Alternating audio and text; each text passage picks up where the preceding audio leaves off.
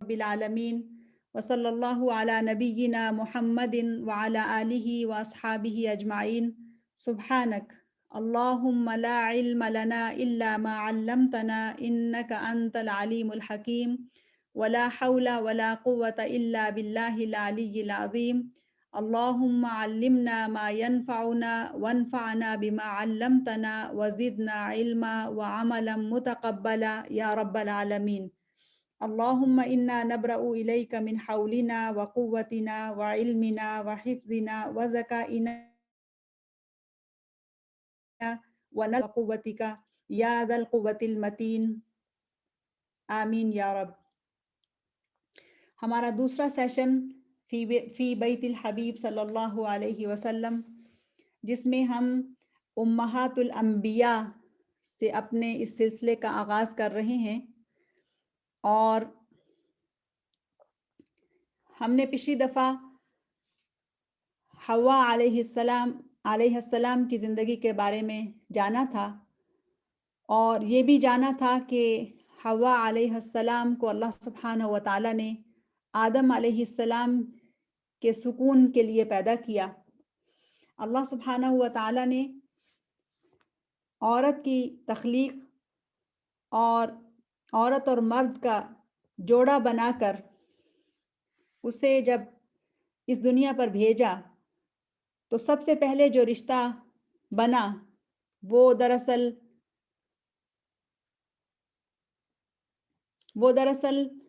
قانون کا رشتہ تھا، نکاح کا رشتہ تھا، دنیا کا خوبصورت ترین رشتہ۔ اور اللہ تعالیٰ نے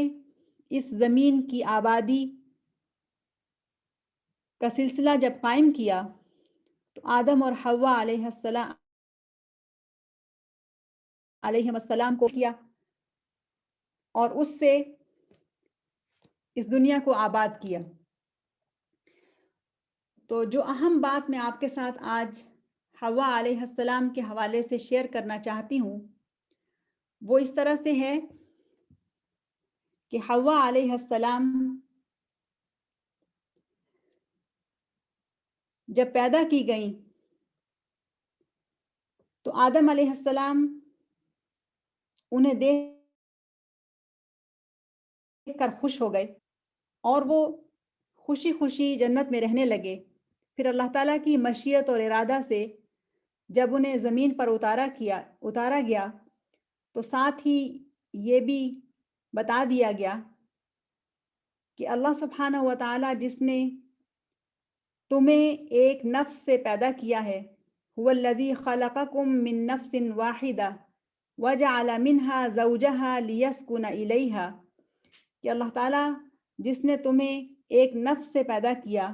اور اسی سے اس کا جوڑا بنایا تاکہ اس کے ہاں وہ سکون حاصل کرے۔ تو حوا علیہ السلام جب آدم علیہ السلام کے ساتھ دنیا میں اتاری گئیں تو انہوں نے جو ایک بہت بڑا کردار ادا کیا اس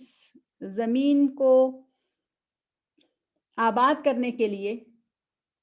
اس میں جو سب سے اہم اور خوبصورت چیز تھی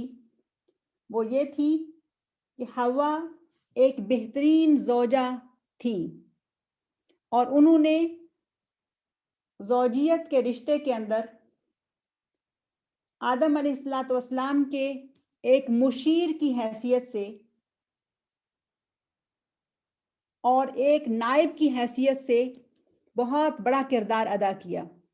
ظاہر ہے شروع میں آدم علیہ السلام اکیلے تھے اور اماں حوا ان کی معاونہ تھی، اور ان کی جو معاونت تھی وہ انتہائی بہترین معاونت تھی۔ اہل علم بتاتے ہیں کہ حوا آدم علیہ السلام کی حمایت اور تائید کرنے والی تھی، انہیں سکون عطا کرنے والی تھی، اور ہر کام میں وہ ان کی مشاورت میں شامل ہوا کرتی تھی۔ اور آدم علیہ السلام نے ان کی مشاورت کے ساتھ اور ان کی معیت کے اندر دنیا میں زندہ رہنے کا اور زندگی گزارنے کا سلسلہ شروع کیا، اور انہوں نے ان کی بہترین معاونت کی۔ اور جو اہم سبق میں حوا علیہ السلام کی زندگی سے اپنے لیے بھی اور آپ سب کے لیے بھی سامنے رکھنا چاہتی ہوں وہ یہ کہ اللہ سبحانہ و تعالیٰ نے عورت کو دراصل تسکین اور سکون کی چیز بنایا ہے، اور وہی ہے دراصل ایسی ہستی کہ جو زندگیوں کو پرسکون بنانے والی ہوتی ہے۔ اور جب حوا علیہ السلام نے اپنا کردار بھرپور انداز میں ادا کیا تو آدم علیہ السلام کو وہ موقع ملا کہ جس کے ذریعے سے انہوں نے نہ صرف نسل انسانی کی آبادکاری اس دنیا پر کی، بلکہ انہیں وہ قوانین اور وہ شریعت اور وہ احکام بھی نافذ کرنے کا بھرپور موقع ملا حوا علیہ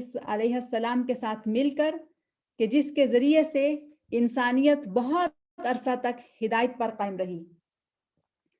اور جیسا کہ آپ سب کو معلوم ہے کہ حوا جو ام البشر کا لقب رکھتی ہیں، انہی کی اولاد میں سے ان کے توسط سے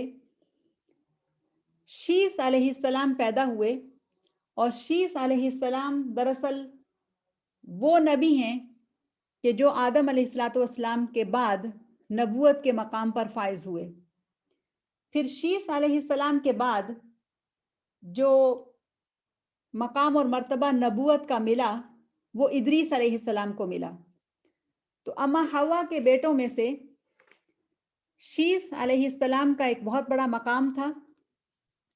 کہ ان کی زندگی میں ہی ان کو نبوت مل گئی، بیٹے کو بھی نبوت مل گئی، اور وہ اللہ سبحانہ و تعالیٰ کے احکامات کو دنیا میں یعنی انسانوں کے ساتھ شیئر کرنے لگے اور اس کے مطابق زندگی گزارنے لگے اور لوگوں کی رہنمائی کرنے لگے۔ پھر اس کے بعد ادریس علیہ السلام، اور ادریس علیہ السلام کے بعد پھر جو سلسلہ آگے چلتا ہے تو اس میں پھر جو نام آتا ہے انبیاء کے سلسلے کا وہ نوح علیہ السلام ہے۔ تو نوح علیہ السلام کے والدین کا تذکرہ قرآن مجید میں موجود ہے، اور بہت زیادہ حالات تو ہمیں معلوم نہیں ہوتے ہیں، لیکن یہ معلوم ہوتا ہے کہ نوح علیہ السلام کے والدین مومن تھے، اور وہ اہل ایمان کے اس گروہ میں شامل تھے کہ جو بہت کم تعداد میں تھے، لیکن وہ نوح علیہ السلام کی تائید و نصرت کیا کرتے تھے۔ اور نوح علیہ السلام نے اپنے والدین کی مغفرت کی دعا بھی کی، رب اغفر لی ولی والدی، اور پھر کہا کہ وَلِمَنْ دَخَلَ بَيْتِيَ لِلْمُؤْمِنِينَ وَالْمُؤْمِنَاتِ، کہ اللہ تعالیٰ مجھے بھی معاف کر دے اور میرے والدین کو بھی معاف کر دے، اور ان لوگوں کو بھی ان کی بھی مغفرت فرما کے جو میرے گھر میں مومنین میں سے اور مومنات میں سے داخل ہوں۔ تو نوح علیہ السلام کا واقعہ قرآن جیسے ہمارے سامنے بیان کرتا ہے، اس میں آپ سب کو معلوم ہے کہ نوح علیہ السلام نے اس وقت نبوت کا منصب سنبھالا تھا کہ جب فتنہ بہت زیادہ پھیل چکا تھا اور دنیا میں بہت زیادہ شرک تھا اور بہت زیادہ مشرک تھے،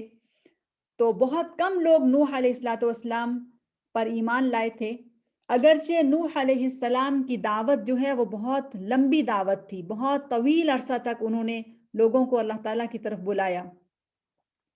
اور کچھ مفسرین کے نزدیک اور علماء کے نزدیک کہ نوح علیہ السلام نے جو تبلیغ کا کام کیا تھا وہ 1000 سال کے لیے کیا تھا، اور قرآن مجید میں جہاں نوح علیہ السلام کی تبلیغ کا ذکر آتا ہے اس میں یہ آتا ہے کہ الف سنۃ الا 50 عاما، کہ انہوں نے 1000 سال میں سے 50 سال کم لوگوں کو اللہ تعالیٰ کی طرف دعوت دی اور شرک سے منع کیا۔ تو عموماً ہم یہ سمجھتے ہیں کہ نوح علیہ السلام کی دعوت کا جو دورانیہ ہے وہ 950 سال ہے، یعنی 50 سال کم 950 سال. لیکن اس خوبصورت آیت میں جو 2 خوبصورت لفظ استعمال کیے گئے ہیں، الف سنتن الا 50 عاما، ایک لفظ ہے سنتن اور ایک لفظ ہے عامن. تو سنتن بھی عربی زبان میں سال کے لیے بولا جاتا ہے اور عامن بھی سال کے لیے بولا جاتا ہے. تو عجب بات ہے کہ نوح علیہ السلام کی دعوت کا دورانیہ یعنی ٹائم بتانے کے لیے جو لفظ استعمال ہوئے ہیں ان میں ایک ہی لفظ یعنی سال کے لیے 2 عربی کے مختلف الفاظ استعمال ہوئے، سنتن اور عامن. تو اہل علم یہ بتاتے ہیں کہ نوح علیہ السلام کی جو دعوت تھی وہ دراصل 1000 سال کے لیے تھی. ان کی اپنی عمر جو ہے 1150 سال تھی اور ان کی جو دعوت تھی وہ 1000 سال کے لیے تھی. اور جب انہوں نے 1000 سال کے لیے اپنی قوم کو اللہ تعالیٰ کی طرف دعوت دی اور پھر انجام یہ ہوا کہ کوئی بھی ان کی دعوت کو قبول کرنے کے لیے تیار نہیں تھا اور لوگوں نے ان کے مذاق اڑائے اور انہیں تنگ کیا اور ستایا. اور پھر آخر کار نوح علیہ السلام نے وہ دعا کی کہ جس کے سبب سے اللہ تعالیٰ نے ایسا طوفان بھیجا کہ جس کی وجہ سے پوری انسانیت جو اس وقت موجود تھی وہ ختم ہو گئی اور صرف اہل ایمان باقی رہ گئے جن کو نوح علیہ السلام نے ایک کشتی پر سوار کر لیا تھا. اور معلوم ہوتا ہے کہ اس کشتی میں سوار ہونے والوں میں نوح علیہ السلام کے والدین بھی شامل تھے. تو نوح علیہ السلام کی دعوت 1000 سال کی تھی. یہ کیسے معلوم ہوتا ہے؟ تو عرب مفسرین یہ کہتے ہیں کہ سنتن کا لفظ جو ہے وہ استعمال ہوتا ہے مشکل کے سالوں کے لیے، تکلیف کے سالوں کے لیے، اور عامن کا لفظ استعمال ہوتا ہے عربی زبان میں آسانی کے سالوں کے لیے. تو جب اس آیت میں یہ 2 لفظ استعمال کیے گئے، یہ نہیں کہا گیا کہ الف عام الا 50 عاما، بلکہ الف سنت الا 50 عاما کہا گیا. یعنی نوح علیہ السلام کی دعوت 1000 سال کے لیے تھی، لیکن پہلے 50 سال ان کی دعوت کو کسی نے سیریس نہیں لیا، کسی نے اس پر توجہ ہی نہیں کی. لیکن جب انہوں نے دیکھا کہ 50 سال ہو گئے اور نوح علیہ السلام اپنی بات سے باز نہیں آ رہے، رک نہیں رہے، وہ مسلسل اللہ تعالیٰ کی دعوت دیتے ہیں اور شرک سے منع کرتے ہیں اور ہدایت کی طرف بلاتے ہیں، تو پھر اس کے بعد انہوں نے ان کی بات کو سنجیدگی سے لیا اور پھر ان کے درمیان اور قوم کے درمیان کشمکش شروع ہو گئی. تو کشمکش کے جو سال تھے وہ 950 سال تھے، لیکن دعوت جو تھی اللہ تعالیٰ کی طرف دینے کا دورانیہ وہ دراصل 1000 سال تک نوح علیہ السلام نے لوگوں کو، اپنی قوم کو اللہ تعالیٰ کی طرف بلایا. اب کشتی میں سوار ہونے والوں میں نوح علیہ السلام کے والدین بھی موجود تھے. اس سے زیادہ ان کا تذکرہ نہیں ملتا. اب نوح علیہ السلام کے بعد جب ہم آگے چلتے ہیں تو پھر جس عظیم نبی کا ذکر ہمیں ملتا ہے وہ ہیں دراصل ابراہیم علیہ السلام. اور ابراہیم علیہ السلام جو کہ ایسے نبی ہیں جن کے ساتھ بہت سارے حالات و واقعات منسلک ہیں، اور ابراہیم علیہ السلام کی نسل سے 3 مشہور مذاہب نے جنم لیا، یعنی یہودیت بھی، عیسائیت بھی اور اسلام بھی. اور ابراہیم علیہ السلام ان تینوں مذاہب کے ماننے والوں کے نزدیک بہت ہی محترم اور بہت ہی معتبر ہیں. اور اسلام میں تو بہرحال ہے ہی، لیکن ابراہیم علیہ السلام کا جو مقام اور مرتبہ ہے، ان کی جو قربانیاں ہیں وہ بے انتہا زیادہ ہیں اور بہت ہی زیادہ خوبصورت ہیں. تو ابراہیم علیہ السلام کی ہی نسل سے آخری نبی محمد رسول اللہ صلی اللہ علیہ وسلم کو بھیجا گیا. اگر آپ سکرین پر اس شجرہ کو دیکھیں تو آپ دیکھیں گی کہ کس طرح سے اسی سلسلہ انبیاء سے آدم ہیں، شیس ہیں اور ادریس ہیں، پھر اس کے بعد نوح ہیں، نوح کے بعد ابراہیم علیہ السلام آتے ہیں، اور پھر ابراہیم علیہ الصلوۃ والسلام کی اولاد سے محمد رسول اللہ صلی اللہ علیہ وسلم پیدا ہوتے ہیں۔ اب آج ہم جس ہستی کا تذکرہ پڑھیں گے وہ دراصل ہے سیدہ سارہ رضی اللہ عنہا علیہ السلام، جو کہ سیدنا ابراہیم کی زوجہ محترمہ ہیں۔ لیکن ان کے حالات پڑھنے سے پہلے، چونکہ ہم نے یہ جو بات کی ہے ابراہیم علیہ الصلوۃ والسلام کی اور محمد رسول اللہ صلی اللہ علیہ وسلم کی، تو اس کے درمیان جو ایک رابطہ آتا ہے اس کو بھی ہم سمجھنے کی کوشش کرتے ہیں۔ تو محمد رسول اللہ صلی اللہ علیہ وسلم کا جو سلسلہ نسب ہے وہ آمنہ اور عبداللہ، اور یہ رسول اللہ صلی اللہ علیہ وسلم کے والدین ہیں، ان سے شروع ہوتا ہے۔ اور جب ہم اوپر کی طرف جاتے ہیں تو آمنہ علیہ السلام اور عبداللہ علیہ السلام، ان کو جب شجرہ نسب کے اعتبار سے پڑھتے ہیں تو کسی بھی رکاوٹ کے بغیر یہ سلسلہ محمد رسول اللہ صلی اللہ علیہ وسلم سے شروع ہو کر ابراہیم علیہ الصلوۃ والسلام تک پہنچ جاتا ہے۔ یا اگر دوسری طرف یہ کہا جائے تو محمد رسول اللہ صلی اللہ علیہ وسلم اس سلسلے کی آخری کڑی ہے، اور روئے زمین پر 2 قدموں پر چلنے والا بہترین انسان کہ جس سے بڑھ کر کوئی بھی بہترین نہیں ہو سکتا، وہ ہیں دراصل محمد رسول اللہ صلی اللہ علیہ وسلم۔ تو محمد رسول اللہ صلی اللہ علیہ وسلم کے شجرہ نسب کی طرف جب ہم چلتے ہیں اور پھر ہم دیکھتے ہیں کہ ابراہیم علیہ الصلوۃ والسلام کا جو مقام اور مرتبہ ہے اس میں 2 نام بڑے اہم آتے ہیں۔ ایک تو ان کی پہلی زوجہ ہیں جو سیدہ سارہ رضی اللہ عنہا ہیں، لیکن ان کی جو دوسری زوجہ ہیں جو کہ ہاجر ہیں اور جو کہ محمد رسول اللہ صلی اللہ علیہ وسلم کی والدہ ہیں، یعنی انہی کی نسل سے وہ پیدا کیے گئے، تو ان کے القابات کو ہم ابھی آج دیکھتے ہیں، اور پھر ان کا تذکرہ ادھورا چھوڑ کر ہم سیدہ سارہ رضی اللہ عنہا کا تذکرہ پڑھیں گے، اور پھر واپس ہم انشاءاللہ دوبارہ سے سیدہ ہاجر کے حالات زندگی پڑھیں گے۔ تو سیدہ ہاجر کے بارے میں آتا ہے کہ وہ دراصل ام العرب ہیں، اور ان کا دوسرا لقب جو ہے وہ ہے ام اسماعیل، یعنی عربوں کی ماں، اسماعیل علیہ السلام کی ماں، زوجۃ ابراہیم علیہ السلام، ہاجر سلام اللہ علیہا۔ یعنی ان کے جو القابات ہیں اور ان کا جو مقام اور مرتبہ ہے وہ جب ہم جانتے ہیں تو اتنی حیرت ہوتی ہے اور اتنی خوشی ہوتی ہے کہ کیا ہی عظیم خاتون تھی وہ۔ اور ہم جب خواتین کے حالات زندگی پڑھتے ہیں اور ہم خود خواتین ہیں تو ان حالات زندگی کے پڑھنے سے ہمیں یہ معلوم ہوتا ہے کہ عورت کو اللہ سبحانہ و تعالیٰ نے کیا مقام اور مرتبہ دیا، کیا چیز تھی جو حوا کی شکل میں پیدا کی گئی، اور پھر اسی سے حوا کی بیٹیاں جو ہیں وہ وجود رکھتی ہیں اور قیامت تک پیدا ہوتی رہیں گی۔ تو ام اسماعیل زوجۃ سیدنا ابراہیم اور ام العرب، اور ام العرب میں بھی آپ یہ بات یاد رکھیں کہ عدنانی عرب، جو ام عرب العدنانیین، یعنی عدنانی عربوں کی ماں۔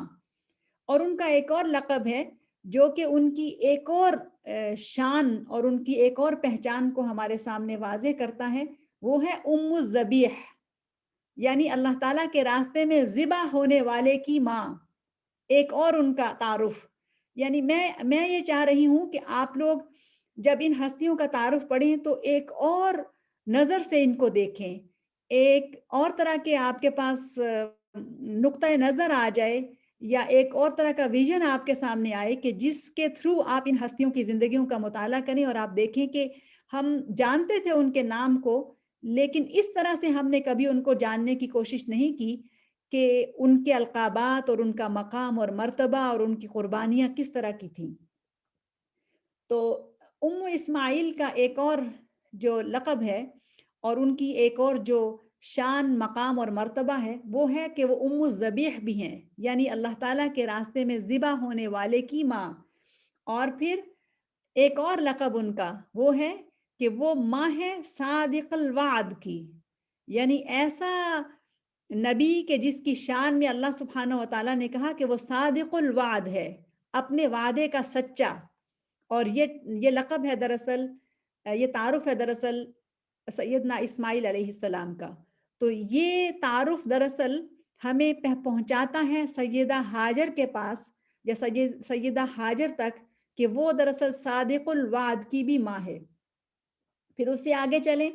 تو ایک اور لقب ہمیں معلوم ہوتا ہے، اور وہ ہے کہ وہ والدہ ہے اس ہستی کی کہ جس کو قرآن نے کہا الغلام الحلیم. الغلام الحلیم یعنی ابھی نبوت تو ملنا بعد کا مقام تھا یا بعد کی بات تھی، اس سے پہلے ہی اللہ تعالیٰ نے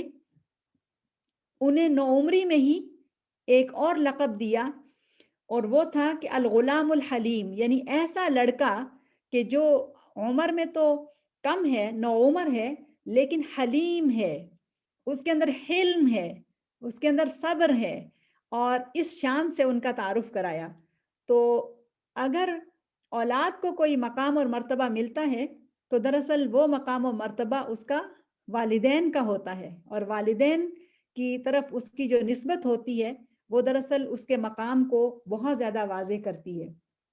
تو سیدہ ہاجر جو ہیں وہ قبطیہ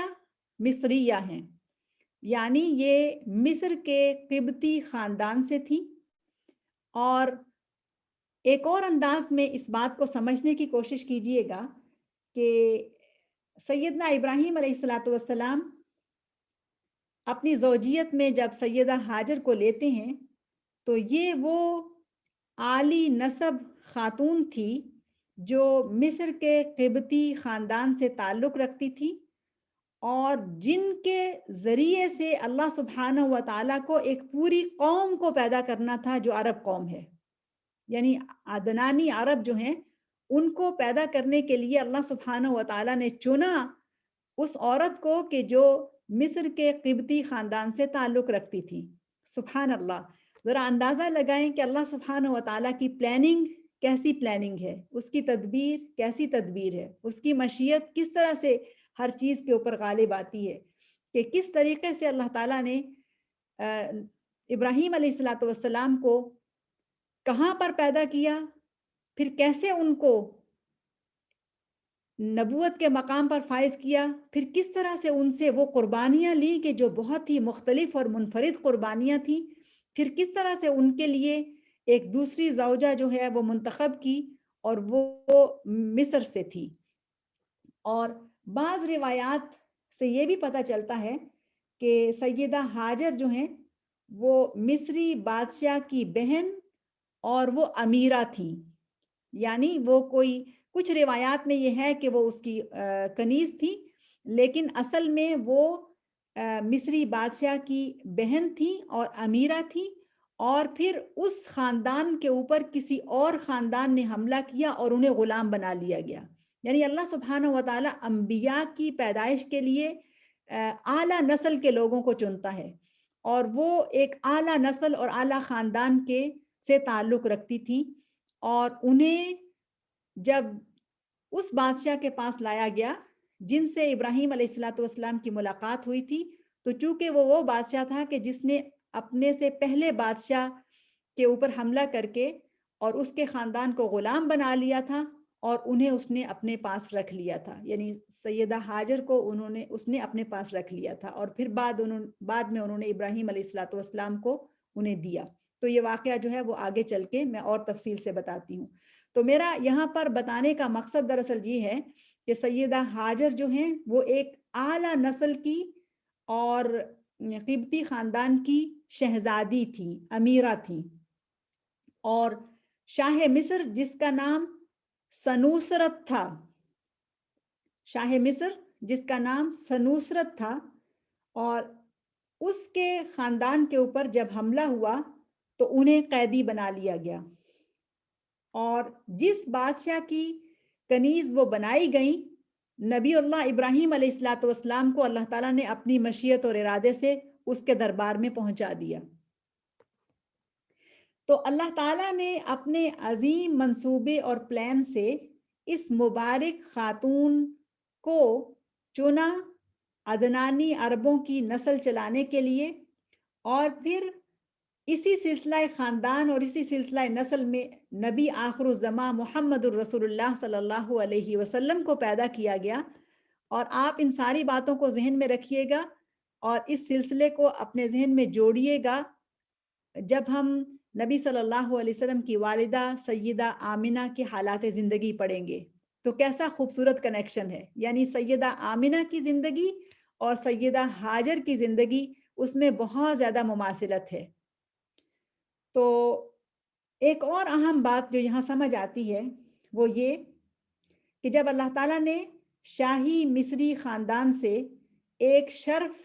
عزت، مقام و مرتبہ والی خاتون کو منتخب کیا ایک نبی کی زوجیت کے لیے، تو اس کے پیچھے یہ بھی ایک حکمت کار فرما تھی کہ انہیں خاندان نبوت کا حصہ بنا دیا جائے،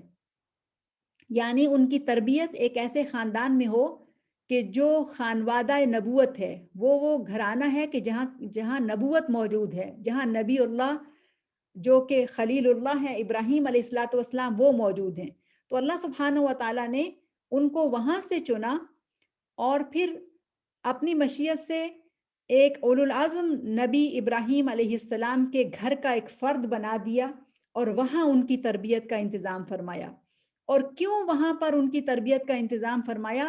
کہ انہی کے بطن سے ذبیح اللہ اور الغلام الحلیم اسماعیل کو پیدا کرنا تھا، اور پھر عدنانی عربوں کی نسل وہاں سے چلنی تھی، اور پھر انہی کے اندر محمد الرسول اللہ صلی اللہ علیہ وسلم کو پیدا ہونا تھا۔ سبحان اللہ! اگر اس نقطے کے اوپر غور کرتے ہیں تو جب میں نے اس کو پڑھا تو مجھے اتنا خوبصورت یہ ایک تعلق لگا، اور اتنا اللہ تعالیٰ کی مشیت کے اوپر اور اس کے ارادوں کے اوپر اعتبار بھی بڑھا اور پیار بھی آیا کہ اللہ تعالیٰ آپ جو کچھ بھی کرتے ہیں اس میں کوئی نہ کوئی حکمت ہوتی ہے، اور آپ کا کوئی بھی کام حکمت سے خالی نہیں ہے۔ تو ابراہیم علیہ الصلوۃ والسلام جیسے جلیل القدر انسان اور نبی، اور وہ کہ جن کا ٹائٹل خلیل اللہ ہے، ان کی زوجیت میں ام الذبیح یعنی ہاجر کو داخل کر کے ان کی بہترین تربیت کی گئی اور ان کے ایمان کو انتہائی عمدہ بنا دیا گیا، جس کا ذکر انشاءاللہ ہم ان کے حالات زندگی میں تفصیل سے دیکھیں گے۔ اب میں نے ان کا تھوڑا سا تعارف کرایا ہے، اب میں یہاں سے موضوع جو ہے اس کو بدلتی ہوں اور میں آتی ہوں سیدہ سارہ کی طرف۔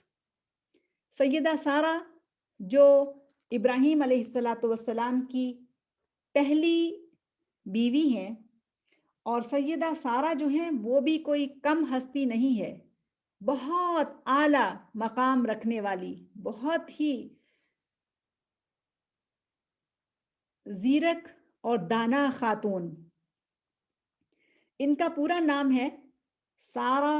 بنت ہاران، اور سارہ بنت ہاران دراصل ابراہیم علیہ الصلوۃ والسلام کی چچا زاد ہیں، اور سارہ جو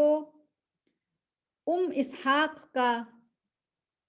ٹائٹل بھی رکھتی ہیں، یعنی اسحاق کی والدہ، اور سارہ اتنا بڑا اعزاز رکھتی ہیں کہ انہیں بنی اسرائیل کے تمام انبیاء کی ماں بنا دیا گیا۔ جس طرح سے ہاجر جو ہیں وہ عدنانی عربوں کی ماں ہیں، اور حوا جو ہیں وہ پوری انسانیت کی ماں ہیں، اور اب یہاں پر بنی اسرائیل کے اندر آنے والے انبیاء اور اس خوبصورت نبیوں کا جو سلسلہ چلنے والا ہے ان کی ماں کے لیے سیدہ سارہ کو منتخب کیا گیا۔ اور سیدہ سارہ جو ہیں ان کی زندگی سیدہ خدیجہ رضی اللہ تعالی عنہا سے بہت میچ کرتی ہے۔ کس لحاظ سے؟ اس لحاظ سے کہ جس طرح سے سیدہ خدیجہ رضی اللہ عنہا نے سب سے پہلے رسول اللہ صلی اللہ علیہ وسلم کی تائید و نصرت کی، حمایت کی اور ان پر ایمان لائیں، ایسے ہی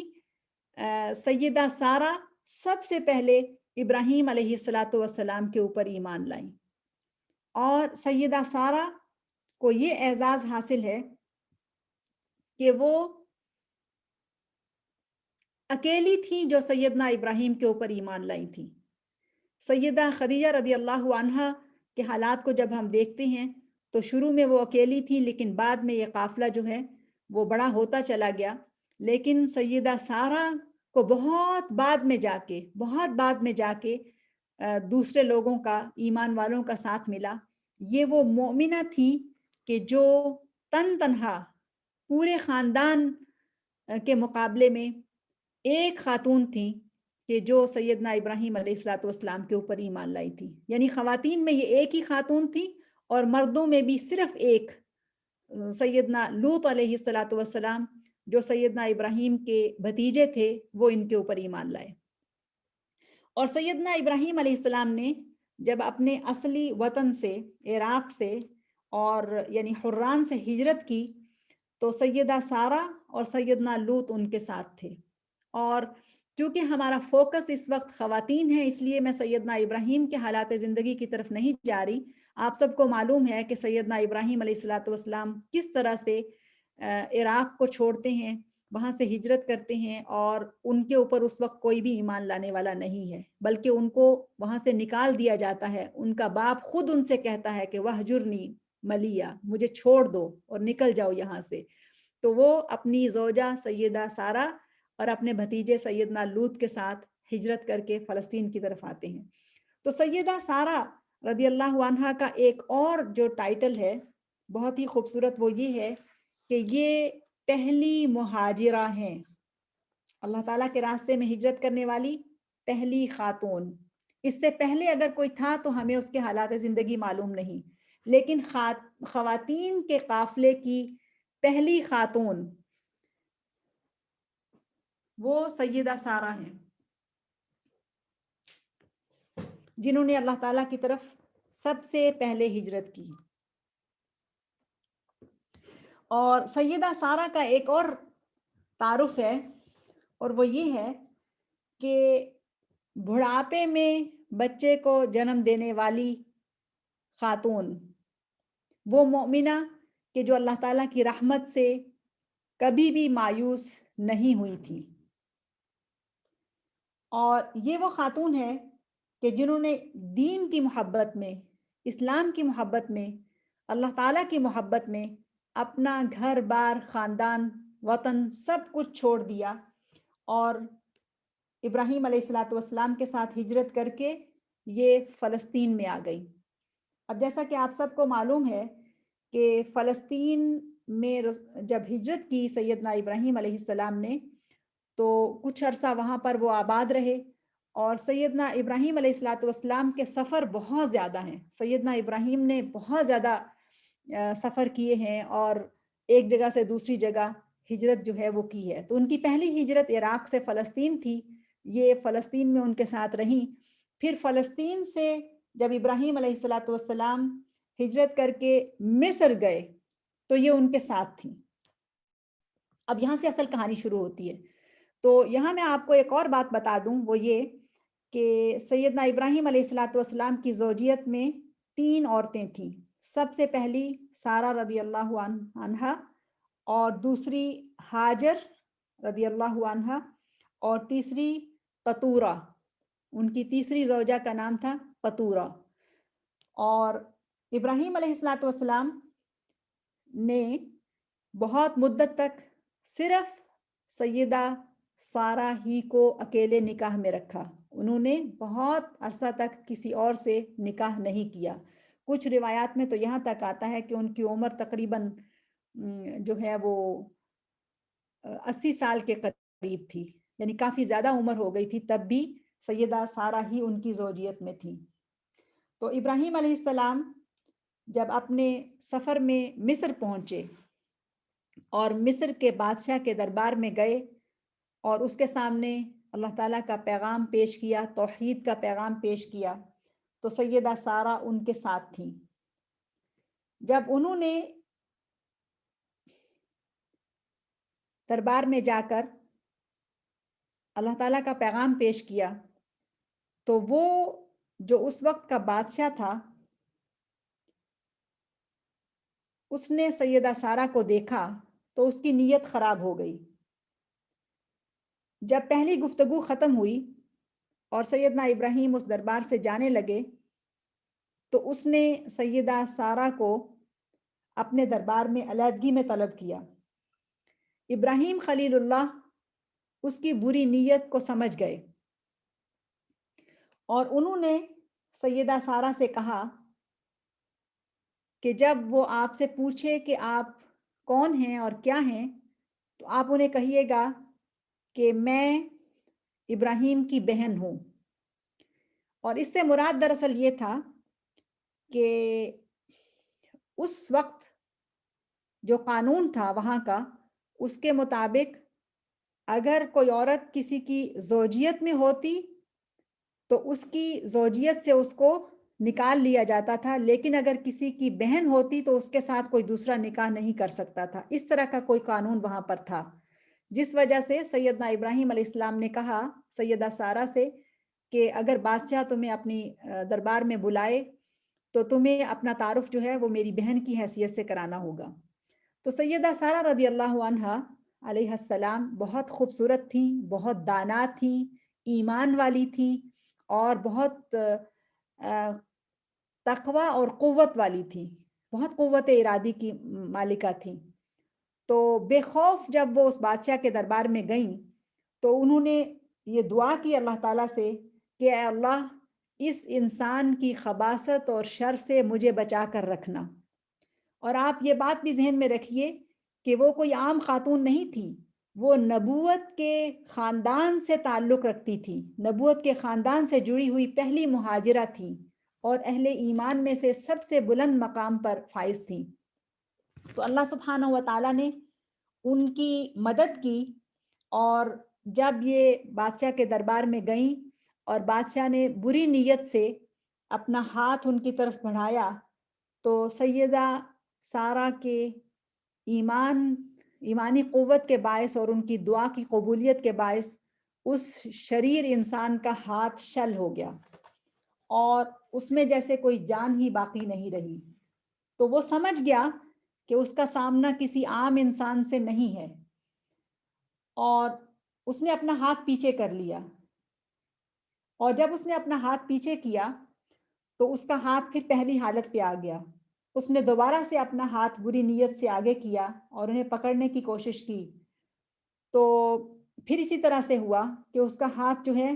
وہ شل ہو گیا اور سیاہ ہو گیا اور اس کے دل میں خوف پیدا ہو گیا کہ کہیں ایسا نہ ہو کہ اس کی موت ہی واقع ہو جائے، تو اس نے اپنا ہاتھ پھر پیچھے کر لیا۔ جب تیسری دفعہ اس نے ہاتھ بڑھایا تو سیدہ سارہ نے پھر اللہ سبحانہ و تعالیٰ سے دعا کی، تو ان کی دعا کے سبب سے پھر اس کا ہاتھ جو ہے وہ شل بھی ہو گیا اور سیاہ بھی ہو گیا۔ تو اس کو سمجھ آ گئی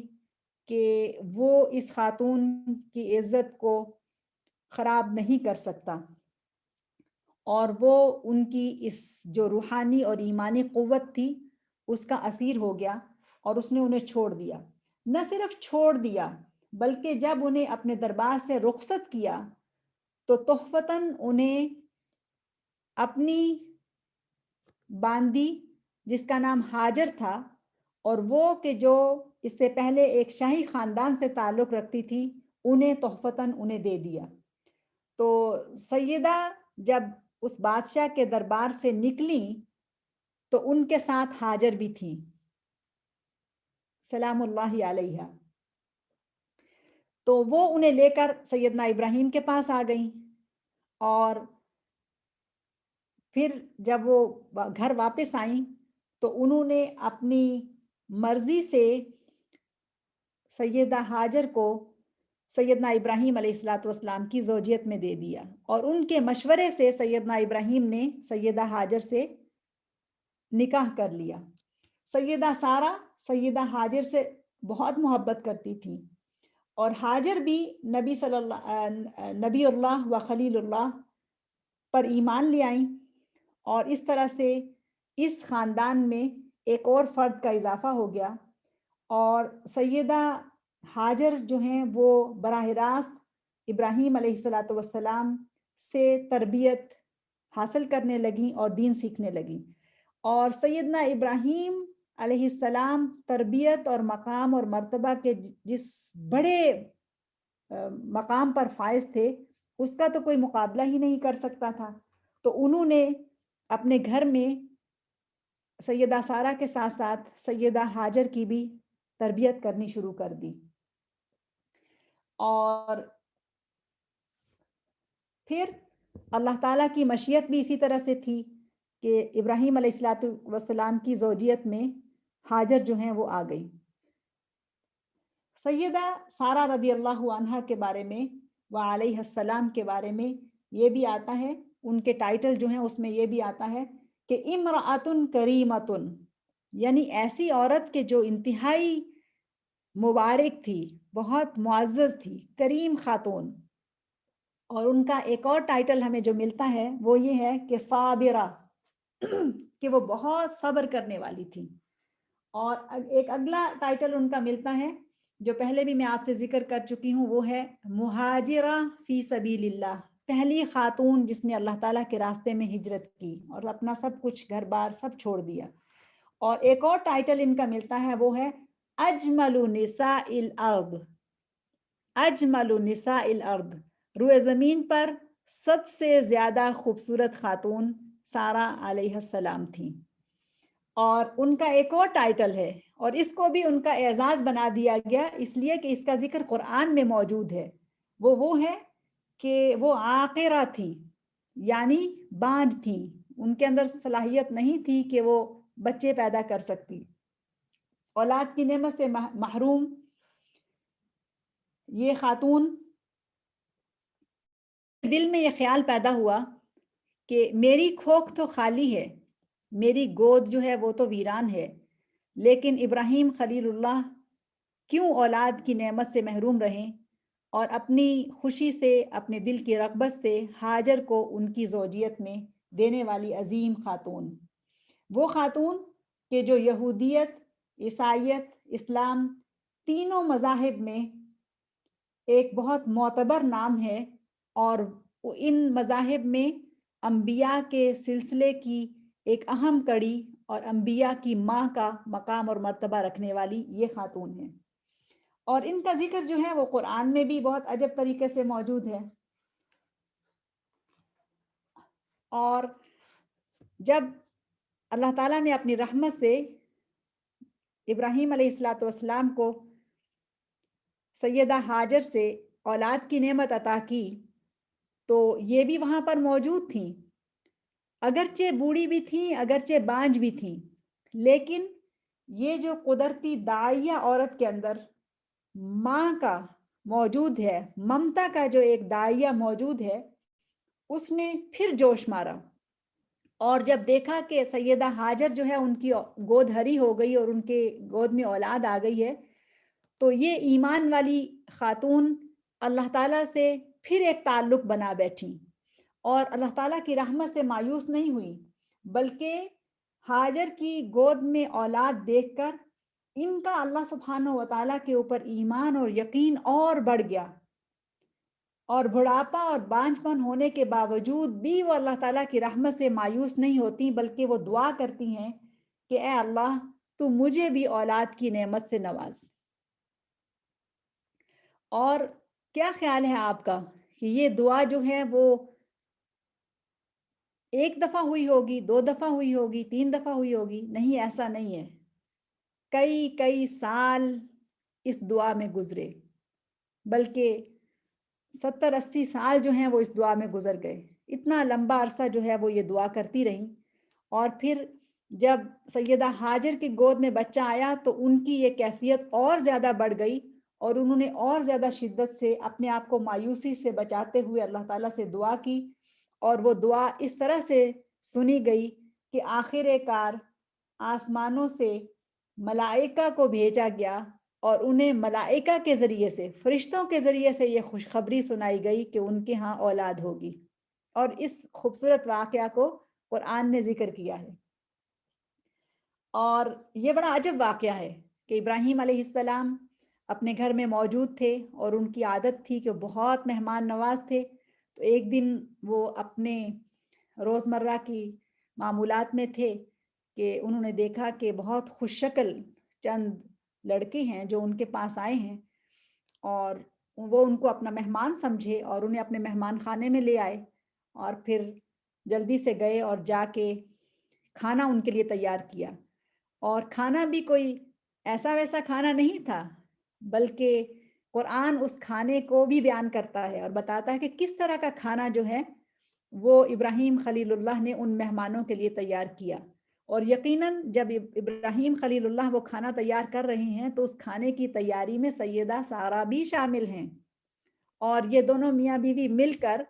کیا تیار کرتے ہیں؟ بھنا ہوا گوشت وہ تیار کرتے ہیں۔ اور جب وہ گوشت جو ہے اس کو روسٹ کر کے وہ لے کر مہمانوں کے پاس آتے ہیں اور ان کے سامنے پیش کر دیتے ہیں، اور اس سارے عمل کے دوران مہمان ان کے مہمان خانے میں موجود ہیں، اور ابراہیم علیہ السلام خلیل اللہ بھی ہیں، اتنا بڑا بلند مقام اور مرتبہ ہے، لیکن یہ نہیں پہچان پائے کہ ان کے مہمان خانے میں بیٹھے ہوئے مہمان انسان نہیں ہیں، یہ انسانوں کے روپ میں فرشتے ہیں۔ تو یہاں ایک اور بات کہنا چاہوں گی آپ لوگوں سے کہ ابراہیم خلیل اللہ جیسا بلند مقام اور مرتبہ رکھنے والا بھی غیب کا علم نہیں جانتا، اور انہیں بھی یہ معلوم نہیں ہوتا کہ مہمان خانے میں بیٹھے ہوئے مہمان انسانوں کے روپ میں فرشتے ہیں۔ تو یہ ہماری دنیا میں آج کل جو لوگ یہ دعویٰ کرتے ہیں کہ فلاں کو غیب کا علم ہے یا فلاں غیب کے حالات جانتا ہے، یہ کس طرح کا شرک ہے جو ہمارے ہاں یا ہر طرف پھیلا ہوا ہے۔ تو اپنے ایمان اور عقیدہ کی سلامتی کے ساتھ اس بات کو ذہن میں رکھیے، اور خاص طور پر خواتین کے لیے، کہ اللہ تعالیٰ کے سوا کوئی بھی غیب کا علم نہیں جانتا ہے۔ تو ابراہیم علیہ السلام کے اوپر بھی تب یہ حقیقت کھلی جب وہ بعجل سمین، یعنی ایک بہت ہی خوبصورت اور موٹا تازہ بکرا روسٹ کر کے مہمانوں کے سامنے لے آئے، اور وہ دیکھتے ہیں کہ کھانا سامنے رکھا ہے لیکن مہمان اپنے ہاتھ آگے نہیں بڑھا رہے، یعنی کھانا کھا نہیں رہے، اور پھر وہ ان سے کہتے ہیں کہ آپ کھانا کھائیے۔ تو پھر مہمان ان کو ان کی حقیقت بتاتے ہیں اور کہتے ہیں کہ ہم تو اللہ تعالیٰ کی طرف سے فرشتے ہیں جو بھیجے گئے ہیں۔ اور کس لیے بھیجے گئے ہیں؟ اس لیے بھیجے گئے ہیں کہ ان کے آنے کا جو مشن ہے وہ دراصل دو مشن تھے ان کے۔ ایک یہ تھا کہ وہ ابراہیم علیہ السلام کو اور سیدہ سارہ کو اولاد کی خوشخبری دیں، اور دوسرا یہ تھا کہ وہ لوط کی قوم کی طرف عذاب کے لیے جا رہے ہیں۔ تو جو پہلا ان کا مشن تھا اس کا اظہار انہوں نے کیا، اور سیدہ سارہ بھی وہاں پر موجود ہیں، ظاہر ہے وہ بھی اپنے شوہر کے ساتھ مل کر مہمانداری میں لگی ہیں اور وہ ان کو کھانا سرو کر رہی ہیں۔ تو جب وہ کھانا سرو کرتی ہیں اور اس دوران ہی فرشتے ان سے کہتے ہیں کہ آپ کو ایک بیٹے کی خوشخبری ہے، تو سیدہ سارہ پاس ہی کھڑی ہیں۔ اب یہ ان آیات کو اگر آپ غور سے پڑھیں نا تو پورا ایک نقشہ سامنے آتا ہے، وہ پاس ہی کھڑی ہیں، اور جب وہ یہ سنتی ہیں فرشتوں کی زبان سے کہ وہ فرشتے ایک بیٹے کی خوشخبری لے کر آئے ہیں، اگرچہ وہ مایوس نہیں تھی اور وہ مسلسل دعائیں کرتی جا رہی تھی، لیکن پھر بھی ان کو اتنا تعجب ہوتا ہے، اور وہ کیا کہتی ہیں؟ وہ کہتی ہیں قالت یا ویلتا اَأَلِدُ وَأَنَا عَجُوزٌ وَهَذَا بَعْلِي شَيْخًا إِنَّ هَذَا لَشَيْءٌ عَجِيبٌ۔ بہت ہی عجیب انداز میں وہ اس بات کا اظہار کرتی ہیں کہ کیا میرے ہاں بچہ جنم لے گا جبکہ میں تو بانجھ ہوں، بوڑھی ہوں، اور میرا یہ شوہر جو ہے وہ بھی بوڑھا ہے، اور یہ تو بہت عجیب بات ہے۔ تو فرشتے یہ کہتے ہیں اتعجبین من امر اللہ، کیا آپ کو اللہ تعالیٰ کے فیصلے پر تعجب ہو رہا ہے؟ اگر اللہ تعالیٰ دینا چاہتا ہے تو کیا اس کے لیے کوئی مشکل ہے کہ وہ آپ کو اس عمر میں بھی اولاد عطا کر دے؟ تو دیکھیے بہنوں کس طرح سے ایسی مومنہ خاتون کی دعا کہ جو کبھی بھی اللہ تعالیٰ کی رحمت سے مایوس نہیں ہوئی ہے، اس کی دعا جو ہے وہ قبول ہوتی ہے۔ تو ایک عورت ہونے کے ناطے ہم سب کے لیے یہ سبق ہے کہ ہم کبھی بھی اللہ تعالیٰ کی رحمت سے مایوس نہ ہوں، کبھی بھی دعا کرنا نہ چھوڑیں۔ اور قرآن اس منظر کو کئی انداز میں اور کئی الفاظ میں پیش کرتا ہے. اگر آپ چشم تصور سے اس منظر کا مشاہدہ کریں تو ایک اور جگہ پر قرآن یہ کہتا ہے وَامْرَأَتُهُ قَائِمَةٌ فَضَحِكَتْ فَبَشَّرْنَاهَا بِإِسْحَاقَ وَمِنْ وَرَاءِ إِسْحَاقَ يَعْقُوبَ. سبحان اللہ کہ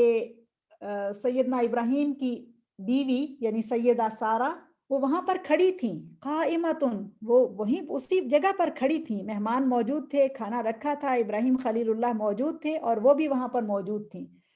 اور جب انہیں یہ خوشخبری ملی فضحکت، تو اس کے دو معنی ہیں. ایک معنی جو ہے وہ تو یہ لیا جاتا ہے کہ وہ یہ بات سن کر ہنس پڑی، اور دوسرا اس کا ایک معنی یہ ہے کہ انہیں حیض جاری ہو گیا، یعنی وہ بوڑھی تھیں، بانجھ تھیں، اور ان کا جو حیض کا سسٹم ہے، دورہ ہے جو ہے وہ رک چکا تھا، لیکن نشانی کے طور پر اللہ سبحانہ و تعالیٰ نے ان کے لیے یہ ایسی تبدیلی کی کہ وہ شروع ہو گیا. فضاحکت کا معنی ایک یہ ہے. اور پھر اس کے بعد اللہ تعالیٰ کے حکم سے ان فرشتوں نے انہیں خوشخبری دی. فبشرناها باسحاق، انہیں اسحاق کی خوشخبری دی گئی. سیدہ سارہ کو یہ خوشخبری ملی کہ آپ کے ہاں ایک بیٹا پیدا ہوگا جس کا نام اسحاق ہے. اور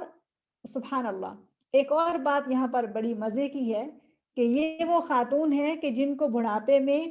اپنے بیٹے اسحاق کی خوشخبری مل رہی ہے اور اس کے بعد پوتے کی بھی خوشخبری مل رہی ہے. یعنی یہ وہ خاتون ہے کہ جو اپنی بیٹے کی ولادت پر ہی، یعنی اس خوشخبری کے ساتھ ہی پوتے کی خوشخبری جو ہے وہ بھی سن رہی ہیں. اور ایک اور آیت جو سیدہ سارہ کے اعزاز میں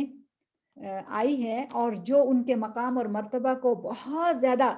ہائی لائٹ کر دیتی ہے، وہ بھی بڑی خوبصورت آیت ہے. آپ ذرا اس کو سنیے اور آپ اس سے لطف لیجئے، اس کے اوپر غور کیجئے. اور یہ آیت اتنی پیاری لگتی ہے. وہ آیت اس طرح سے ہے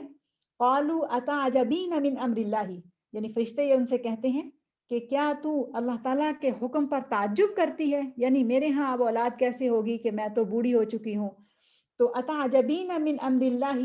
پھر اگلی آیت کا اگلا حصہ اس طرح سے ہے کہ رحمت اللہ وبرکاتہ علیکم اہل البیت انہ حمید مجید. سورہ ہود کی آیت ہے. سبحان اللہ. تو یہاں جو خطاب ہے وہ دراصل سیدہ سارہ کی طرف ہے، اور کیا کہا جا رہا ہے؟ رحمت اللہ وبرکاتہ علیکم اہل البیت، اے اہل بیت یعنی ابراہیم علیہ الصلوۃ والسلام کے گھر والوں، اللہ تعالیٰ کی رحمت اور اس کی برکات تمہارے اوپر نازل ہوں.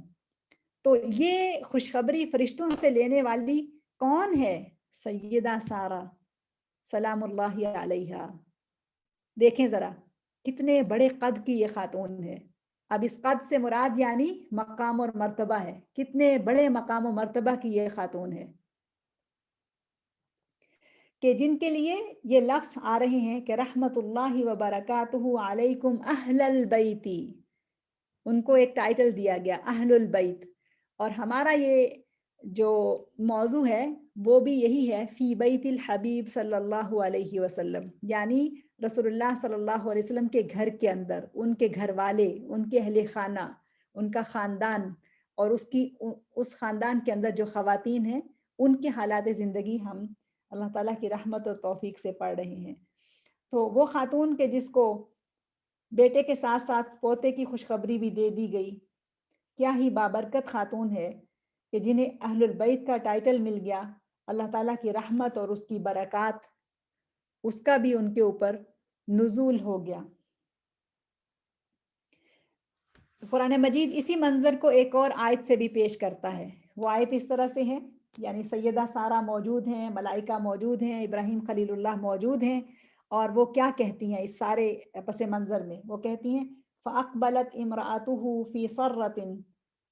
فَصَكَّتْ وَجْهَهَا وَقَالَتْ عَجُوزٌ عَقِيمٌ. یعنی وہ اس قدر کیفیت میں مبتلا تھی، یعنی اتنی بوڑھی ہو چکی تھی کہ کوئی بھی آثار ایسے نہیں تھے موجود کہ جس کی بنا پر یہ کہا جا سکے کہ ان کے ہاں اولاد ہو سکتی ہے. تو اس کیفیت میں فَأَقْبَلَتْ إِمْرَأَتُهُ، ان کی بیوی جو ہے وہ آئی اور انہوں نے اپنے گالوں کو پیٹ لیا، یعنی اپنے ہی منہ کے اوپر ہاتھ مارا اس خوشخبری کو سن کر کہ ایسی بے یقینی کسی کیفیت کہ کس طرح سے اللہ تعالیٰ نے میری دعا سن لی، یا یہ کہ خوشی سے اپنے ہی چہرے پر ہاتھ مارا اور کہا وقالت عجوز عقیم، بڑھیا اور بانج، بوڑھی اور بانج کے ہاں بھی اولاد پیدا ہوگی۔ لیکن اللہ تعالیٰ کے وعدے سچے ہیں اور اللہ تعالیٰ نے سیدہ سارہ کو اولاد کی نعمت سے نوازا، اور اولاد بھی ایسی کہ جس کے ذریعے سے اب آگے انبیاء کی لائن ہی لگ جانی ہے، 1 2 4 10 12 نہیں، ہزاروں نبی ان کے اندر پھر ان کی نسل سے اور ان کے خاندان میں پیدا ہونے ہیں۔ تو سیدہ سارہ جو ہیں انہوں نے ہزاروں انبیاء کے باپ سیدنا اسحاق کو معجزانہ طور پر جنم دیا، اور پھر جب سیدنا اسحاق بڑے ہوئے تو سیدہ سارہ نے خود ان کا نکاح کیا، اور پھر ان کی زندگی میں ہی اللہ تعالیٰ نے انہیں پوتے کی نعمت یعنی یعقوب کی شکل میں ان کو پوتا عطا کیا، اور اس سے انہوں نے اپنی آنکھوں کو ٹھنڈا کیا۔ جب سیدہ سارہ کی وفات کا وقت آیا تو وہ ارض فلسطین میں تھیں، کنعان میں تھیں، اور سیدہ سارہ کی ساری زندگی جو ہے وہ اس کے بعد پھر کنعان ہی میں گزری ہے، وہ وہیں پہ رہی ہیں، یعنی فلسطین ہی میں رہی ہیں۔ سیدنا ابراہیم علیہ السلام نے سیدہ ہاجر کو مکہ لا کر آباد کر دیا، لیکن یہ فلسطین ہی میں رہی، اور فلسطین ہی میں ایک شہر کنعان جس میں وہ تھیں، اور وہیں پر اپنے بیٹے اپنے پوتے کے ساتھ رہ رہی تھیں، اور وہیں پر ان کی وفات کا وقت آ گیا اور وہیں پر انہیں دفن کیا گیا۔ اور یہ شہر جو ہے فلسطین میں اب الخلیل کے نام سے مشہور ہے، اور وہاں پر سیدنا ابراہیم خلیل اللہ کی قبر بھی موجود ہے، اور اس کے ساتھ ہی سیدہ سارہ کی قبر بھی موجود ہے۔ سیدہ سارہ کی وفات جو ہے سیدنا ابراہیم سے پہلے ہوئی ہے، اور سیدہ سارہ ہی کی وفات پر سیدنا ابراہیم علیہ السلام نے ایک جگہ وہاں پر خریدی تھی اسی شہر میں، اور جس کو کہتے ہیں کہ مغارہ حقل المکفلیہ، اور وہ ہبرون یعنی الخلیل شہر کے اندر وہ جگہ ہے کہ جس کو سیدنا ابراہیم علیہ السلام نے خود مختص کیا تھا کہ یہاں پر ان کے خاندان کی اہل البیت کی قبریں بنیں گی، اور سب سے پہلے وہاں پر سیدہ سارہ رضی اللہ عنہا کو دفن کیا گیا تھا۔ تو اس طرح سے یہ وہ خاتون کہ جو بہت ہی عظیم خاتون تھیں اور بہت بڑی مومنہ تھیں، مہاجرہ تھیں، اور ابراہیم خلیل اللہ کے دکھ سکھ کی ساتھی تھیں، ہم سفر تھیں، ہم راز تھیں، اور اللہ سبحانہ و تعالیٰ کے معجزات کا ایک مظہر تھیں، ایک ظاہر تھیں کہ جن کے ذریعے سے معجزانہ طور پر اولاد پیدا ہوئی، ان کی وفات ہو گئی۔ تو سیدہ سارہ کے اس قصے کے ساتھ ہی ہم آج کا سیشن ختم کرتے ہیں۔ انشاءاللہ بشرط زندگی اگلی دفعہ ہم سیدہ ہاجر کے حالات زندگی تفصیل سے پڑھیں گے۔